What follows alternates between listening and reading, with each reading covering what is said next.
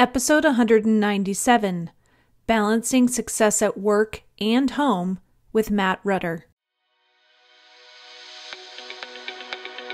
Welcome to Latter-day Life Coaches, the podcast where each episode is a conversation between me, Heather Rackham, and one of my amazing coach colleagues. Each coach here is a member of the Church of Jesus Christ of Latter-day Saints and a highly trained, experienced life coach making a great impact in the lives of their clients. And together, we have one main goal, helping you live your best life no matter what. You ready for this conversation with the coach? Here we go. Welcome to today's episode, where we dive into the intersection of professional success and personal fulfillment with life coach Matt Rutter. After spending 25 years in the tech industry, Matt made a bold career shift to follow his passion for coaching, focusing on helping men who are outwardly successful but internally struggling to balance their work and relationships. In this conversation, Matt shares his journey, the unique challenges men face in today's world, and the powerful tools he's developed to help them transform their lives. Whether you're a man looking for more balance or someone who supports men in their personal growth, this episode is packed with insights on emotional intelligence, relationship building, and achieving success in all areas of life. Let's dive in. Hey everyone, welcome to our podcast today. I am joined by a coach who hasn't been on with me before, and I'm excited for you guys to meet him. Matt, how are you? Matt Rutter is my coach. Great. Good. Glad to be here. So happy to be here. Thank you for being here. I've just been chatting his ear off. I had to okay, stop, Heather. It's time for us to actually push record and get going. I could have gone on for a while on that discussion. The hazards definitely. of the job when you work by yourself, right? You start talking to someone and you're like, ooh, we can't stop. Anyway, Matt, I don't need to keep going, but will you introduce yourself so people can hear a little bit about you before we get started here? Yeah, absolutely. So I am a husband to an amazing wife that is also a life coach. We love each other. We're deeply committed to each other. And we don't always see eye to eye. We've got 4 kids, 5 grandkids, which, by the way, I would highly recommend grandparenting. That's a As new if we have a favorite choice in that matter, mine. but Right. that does give me hope in the next stage of my life. Yeah, definitely. So I worked in the technology industry, mostly in software, for 25 years of my career. And I watched my wife doing what she was doing as she began engaging in the coaching space. And I loved what she was doing. And I've always had that kind of personality. Even from the time I was in high school, I sat on the bench and talked to people and was known as the counselor in high school. I love that. But I really didn't think it was realistic for me to quit a career, a well-paying career, and doing something like that. But now I love helping my clients to do things that they don't think are possible. That is actually something that's super cool to me. So in 2021, summer of 2021, my wife and I both certified through the life coach school, became life coaches. And then in March of last year, I quit that 25-year career and went all in on building a life coaching business. So it has been something that I have absolutely loved. Challenging, yes, but something that I absolutely love doing. And I think you filled kind of a little bit of a hole that we seem to have. You can find a lot of women who are coaches amongst the Church of Jesus Christ of Latter-day Saints, but there's not a whole lot of men in that arena. Has been my experience. So I love absolutely. I love that you've jumped in and that you're doing that. It is, and it's one of those things where it was a leap of faith, but it is one that I have loved and one that I continue to commit to Yeah. because there Well, is a need. yeah. There's a definite need. Women have a lot of people that they normally connect with and talk to. Men, it's not so much. We've got our groups, we've got our buddies, but Yeah, but you don't talk about stuff like that, right? Like that's a quote unquote. You right, don't really no, like, you don't go there. That's yeah, like this, it's a surface conversation for the most right, part. Yeah. right. Especially my generation. I'm 57 years old. My generation, I remember, you hear about somebody going to counseling in like when we were younger, and that's like, oh, they must have problems. And Yeah. now I love the fact that it is okay. And in fact, not only is it okay, but it's necessary that we Hmm. we talk about mental health and we take care of our mental health. That is something that I love about today's generation. That was not necessarily the case for my Yeah. generation. Yeah. Agree. That's for sure. You work with men who are outwardly successful, but internally struggling, which I think that's probably a pretty common situation there. What common patterns do you see in how they manage their professional success versus, their personal happiness? Yeah, yeah, great question. You know, and we go through cycles too, right? There are ups and downs. So outward success can look one way at one phase of life, and it can look a different way in a different phase of life. And being able to balance priorities, we talk about balance, and that's, talk about balancing priorities. But I think the challenge that we sometimes run into is that we are trying to we're trying to deal with difficulties. Sometimes we're trying to deal with difficulties in the office.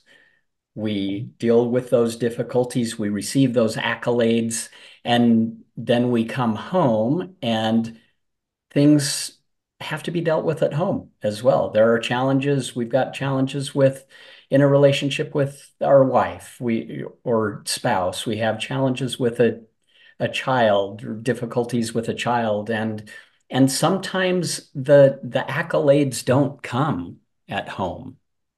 Well, Um, and you can't deal with those challenges in the same way that you do at the office. right. Yeah. You give an edict at the office if you're in a position of leadership. You make a recommendation or you give direction at the office, and people go and do because that is their job. Right. Um, Sometimes there is persuasion and long suffering that need to happen at home that we're not quite as equipped, or we forget about the persuasion and long suffering aspect Yeah. of dealing with those challenges at home. Yeah. So, what would you say those unique challenges that men face in relationships at home are? Well, sometimes we don't have the language to talk about some of the things that are confronting to us. To one extent or another, we all face those challenges. We all have those competing priorities, and sometimes it's easier to make work or those outside interests priorities over the family because it's easier. We don't have to do that hard inside work, the inner work on ourselves. And Hmm. yet deep down inside, we know that the work at home, the work on the relationship is work that we need to do, but we're not necessarily aware of how the best way to go about that would be. Hmm. And that's one of the parts of this kind of work that has been so fulfilling for me to watch that happen. Hmm. there's nothing more rewarding than that. Have you seen it be difficult for people who have, and you might have alluded to this a little bit already, but like that career success, does it make the struggles they're having in their personal life, does it make that more challenging? Is it confusing? Like how have you seen that affect your clients? Yeah, definitely. So whether it's confusing, maybe not confusing, but confronting, Okay. definitely. Okay. Where you see, man, I'm climbing the ladder in my career, and yet at home, um, I'm having a hard time relating with my wife, or I've lost the attention of my kids. My kids don't even know who I am, or I don't know who my kids are. And, you know, quite often in the name of providing for our family, we say, this is what I am doing. I'm driving hard to provide for my family, to create a life that for my family so that we can be successful. And yet the very reason that we state that we are doing this for, we're losing the edge in that relationship. Mhm. And that does not have to be.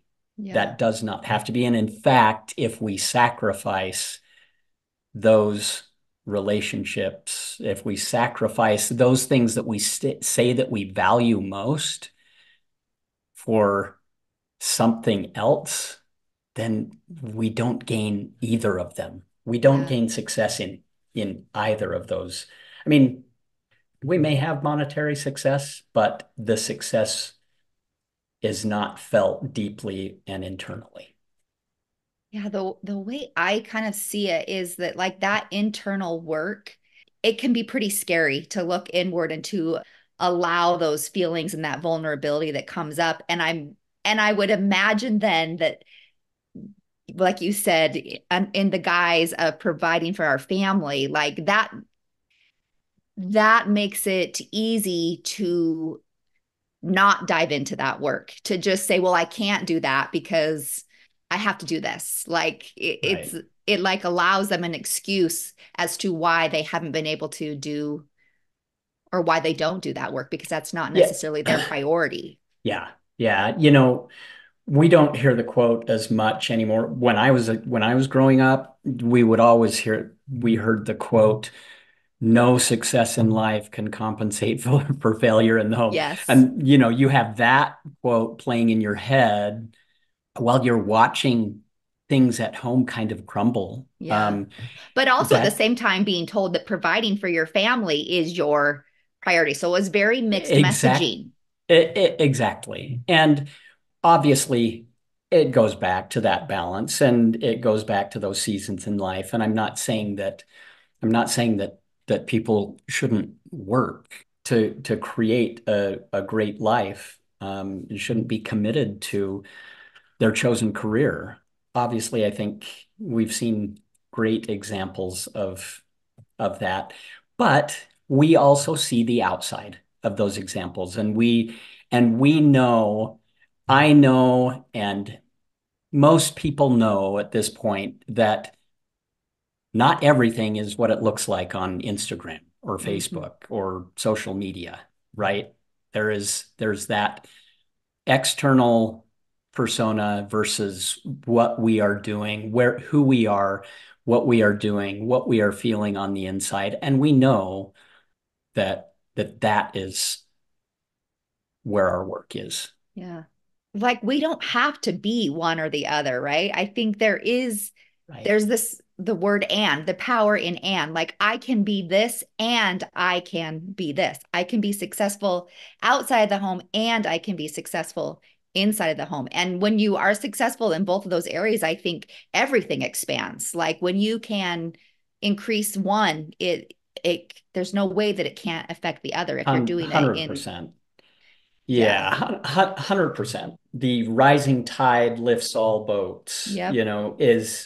is so true. You start to improve in one aspect in your life, and it will improve if you're making those improvements in an authentic way, in a way that feels aligned with what you're doing, feels aligned with what your values are, then Mhm. it absolutely will make a difference in all aspects of your life. Yeah, I appreciate that you bring that up because a lot of things, once again, we can do in the name of, right? Like I'm doing this so I can, I don't know, because I was told to or whatever.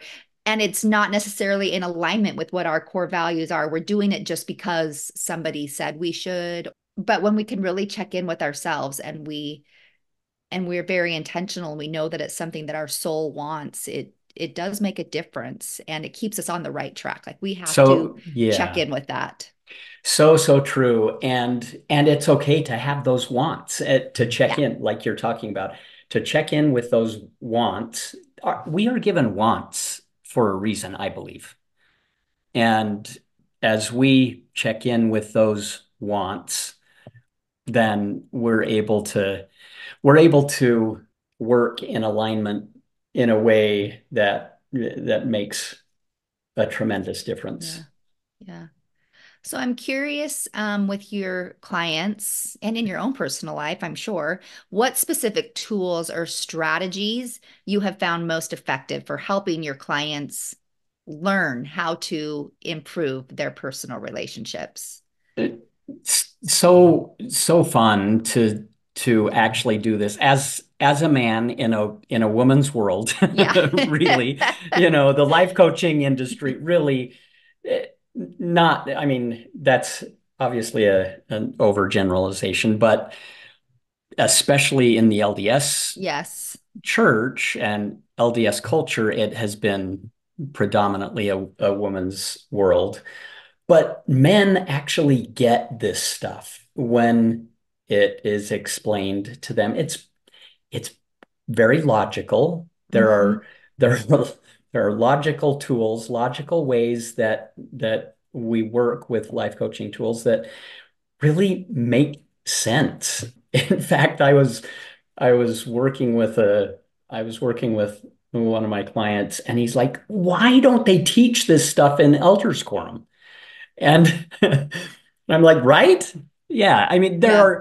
there are certainly tools that really everybody could use and make very good use of. Hmm. But just a couple of things that are super powerful, and I will include I'll include something on this at the end.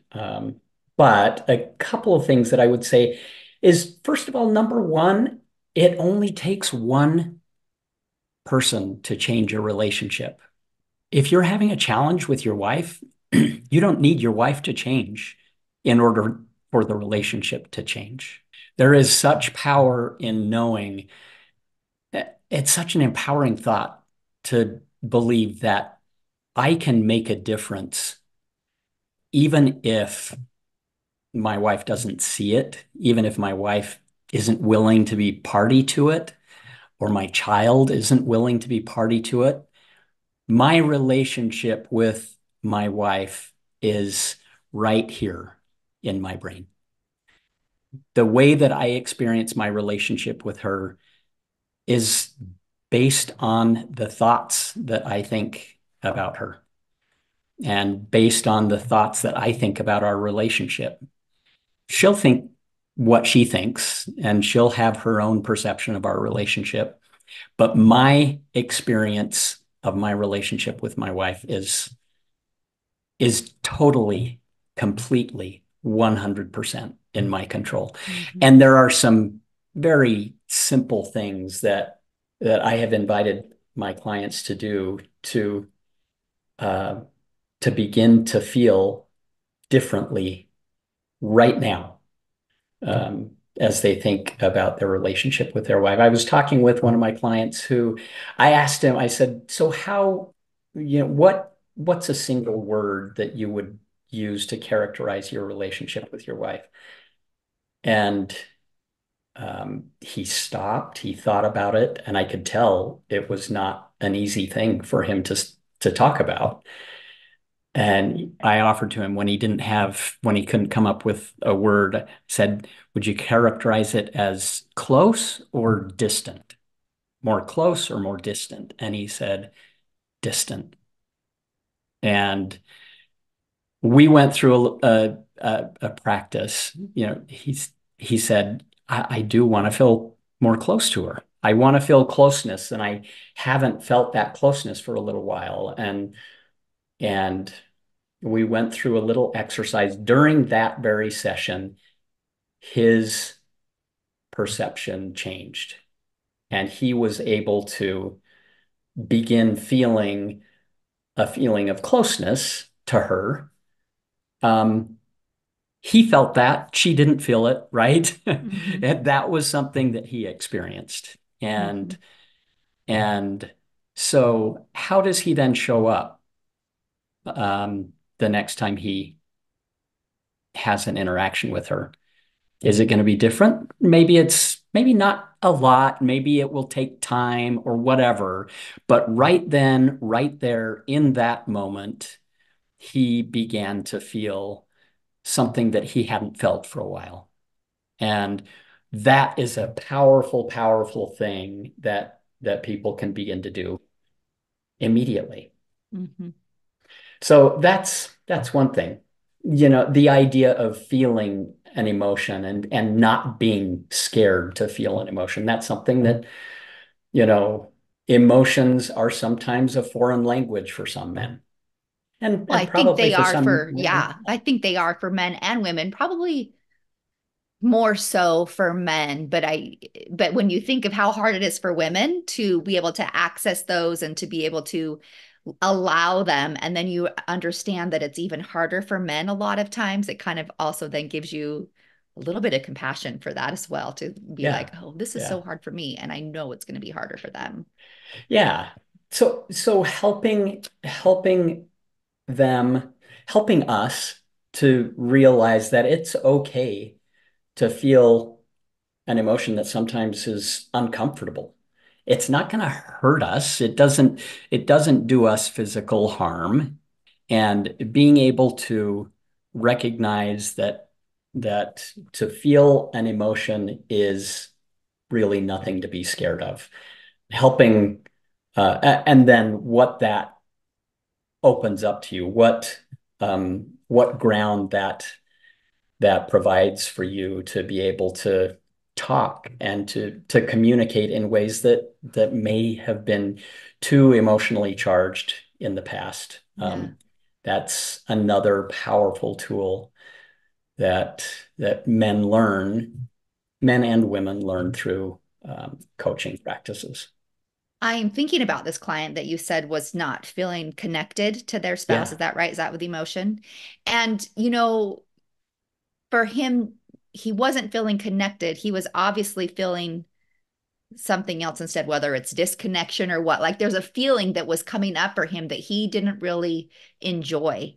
And had he pushed it away and not paid attention to it, there would not have been a catalyst to change. So, like, I think those emotions, seeing what they are and paying attention to them is not comfortable.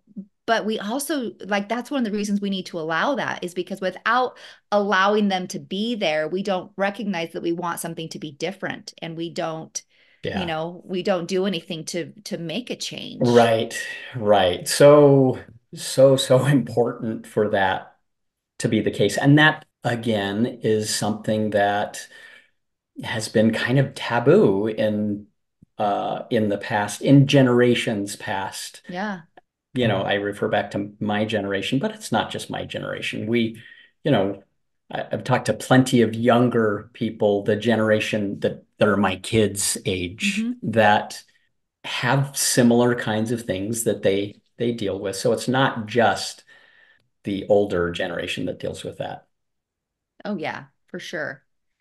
It's just a very interesting, it's an interesting thing that we think that we shouldn't feel those things, or that there shouldn't be any feelings there. And oh, there has to be. Like, it is. it's life, right? And I think We this is, we yes, definitely. We are made to feel. yeah, And if we always were feeling, joy and elation, you have to taste the bitter to know the sweet, yeah. right? That it's there it goes back to that what is it, Second Nephi 2:11 scripture, Hmm. opposition. Yeah, There needs to be opposition in yeah, all things in order to recognize the contrast. You have to be able to know bitter in order to know the sweet. yeah. I was just talking about that with the client this morning, actually, as we were talking about um, allowing those emotions. And something that I think we often forget is that is one of the things that we're actually here to learn to do, because we're here to learn to be like our heavenly parents, right? And that's their work, and their glory is to help us to be like them. And they are, and our savior are the masters at feeling emotions, I would say. Mm, Because imagine all the feelings that come up for them. They have to feel so many different things, but they don't obviously let those feelings derail them. They allow them, they're able to be there, they let it be a catalyst for whatever needs to be there. But that's why we're here, is to learn to be able to feel those things and to let them help us become more. And mm. when I look at it that way, is like I'm just like, because the Savior had to experience so many things, and yet he still was able to go about his life, right? He didn't let him derail him. He didn't let those feelings stop him from being able to do his work. Yeah, Anyway, I just think beautiful.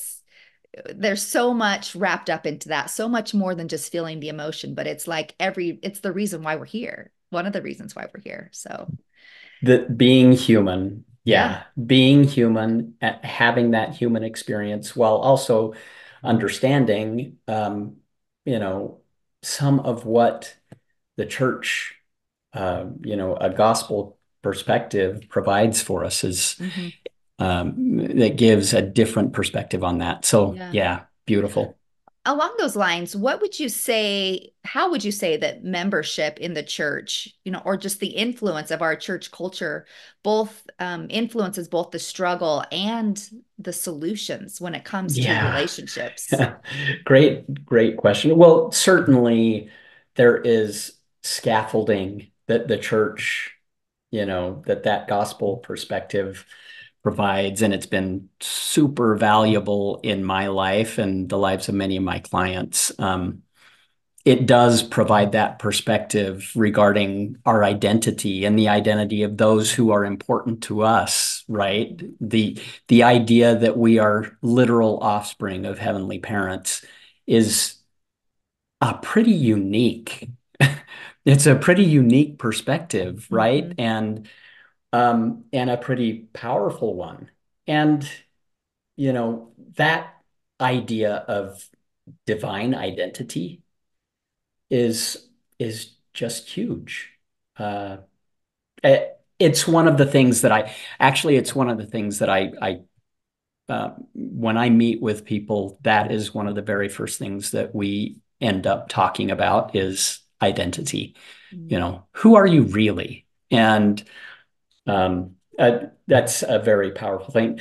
In addition to that, of course, um, many of us don't deal with some of the common addictions that that are used to numb out today. Mm-hmm. Not saying that we don't have our own addictions and our own ways of numbing out.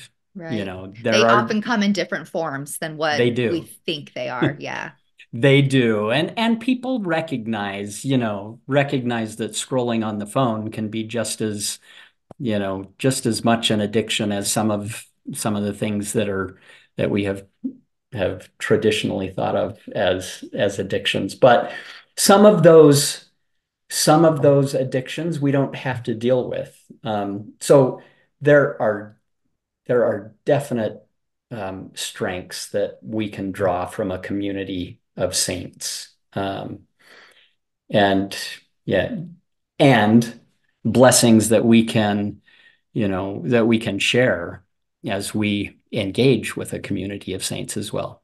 Mm-hmm. There is definite growth in that idea of becoming one with a community. Um, there are also things that we struggle with. We have a long list of shoulds, right? That Yes.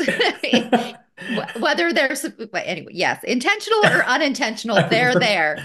No matter if you try to get rid of the list or not, it's there. Right, right. I should be doing this. I should be doing this as a family, personally, and scripture study, home evening, family prayer, and so sometimes when we find ourselves falling short of that ideal, um, we create in ourselves shame. And shame is never an emotion that moves us forward in a powerful way, right?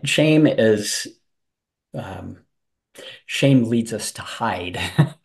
Typically, Mm-hmm. if we're feeling guilt or we're feeling shame, we don't typically.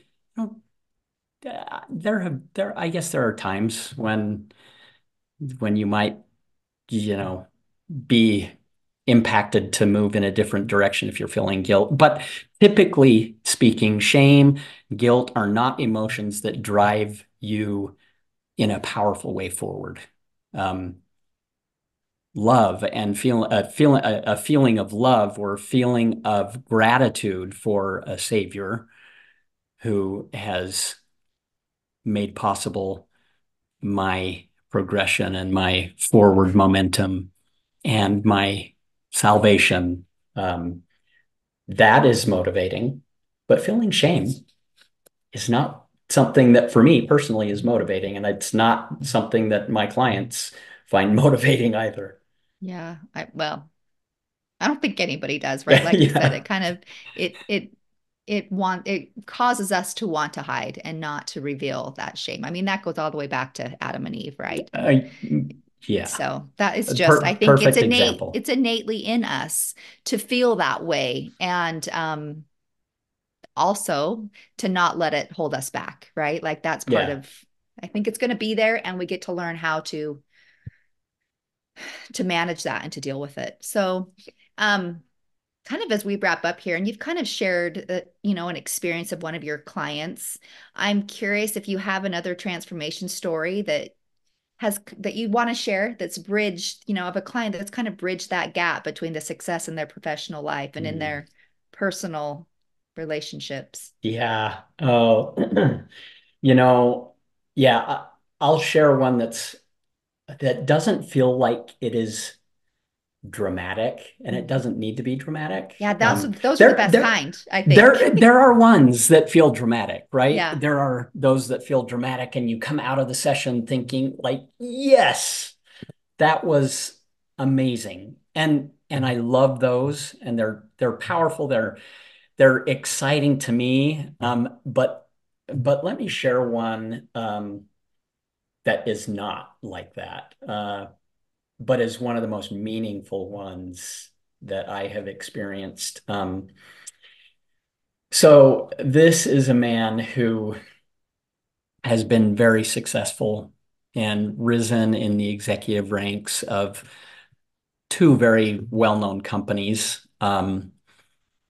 He's got a wife, a beautiful wife and family. Um, he's served in a number of leadership callings in the church. But when we started working together, he did not have much hope that things could get better for him to the extent that his wife was concerned for him. Actually, his wife initially suggested that he talk to me, and so he scheduled a consult. And he said, "I'm not sure why I'm here. It's my wife told me to do this," and it was not a great conversation. Um, it I didn't feel like I had been able to connect really with him that well. And he ended up calling back, or scheduling me again maybe a month or two later. And this time when we talked, he said nothing about his wife. He said, I've got to do something. Um, I just have to do something, and uh, I'm willing to give this a go. And um,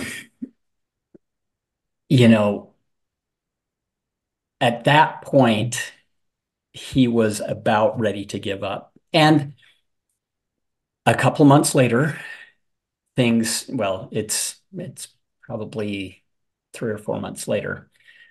He still has his ups and downs, but his up days now outnumber the down ones substantially. And recently, he told me about an experience with his wife, which in the past would have like put him into a downward spiral. Mm. But with one of the tools that we had worked on the previous week, he was able to stop that downward spiral in its tracks. He was able to pause, stop the spiral, and re-engage with his wife and have a conversation that he would have avoided previously. Um, it it may not seem like a huge thing, but for him, it is a transformation that is so powerful. He's got a different light in his face now than he had when we started meeting. He's in a different place. And, um, I think of this as a sacred work, honestly. It's about individual lives. It's about him. It's about his wife. It's about his family. And it's about generations yet to come. And um, such a powerful thing that I am so grateful to be able to be involved in. Yeah, thank you for sharing that. I think it's in that simplicity, right? Because it's in the very small, little encounters and moments of our lives that really big things are affected, right? Because it's from small and simple things that great things come to pass. We know that. Yeah. But it's also in the small and simple things that a lot of damage can occur. And so Mm. when we take those small steps, when you notice, like when he noticed that this was a just a small moment where he was just able to regroup, like had he reacted in a different way, something it could have escalated into something way different. But because he chose to react in a way that he's learned how to just regroup in that moment, it's just another small thing that just goes to leading to more and more greatness. And I It think we cannot discount that. so powerful and such a beautiful work to be engaged in. I Yeah. love it. Yeah. Well, I'm so glad you're here. I'm so glad that you are bringing some male influence to this work because we need it. We all need it. And thank you for being here. But before we leave, can you share with people how they can connect with you? Yeah, absolutely. So, my website is mattruttercoaching.com. Most of my social media activity is on LinkedIn. Okay. And so, and we can share um, that link in the notes as well. On my website, I have something that I prepared special for this podcast. My 3 favorite power tools for up leveling your most important relationships. Um, so go to my website and download that and let me know what you think. Awesome. We'll link to that in the show notes. We'll make it easy for everybody to find. That will be a really great tool for them. So thank you for sharing that. Glad to have you here. And, we have there's probably the majority of our listeners are women. So I would encourage you as a spouse or just a woman who has influence among whether it be brothers or siblings, or I guess that's the same, children. This is a great episode to share with the men in your life and help them. Like, what a great gift for them to see that there is so much out there and so many resources for them. So anyway, I just encourage people to share it. There are great resources available, and I would love to talk with any of them who have questions about it. Awesome. Thanks so much, Matt. Thanks for being here. And thank you to our listeners for being with us today. We will see you again next time. Hey, we just wanted to thank you for spending part of your day here with us at Latter-day Life Coaches and being part of this conversation. Share this with your friends so that you can have a conversation with them on this topic as well. And as always, subscribe so you don't miss a single episode. Have a good one, my friends.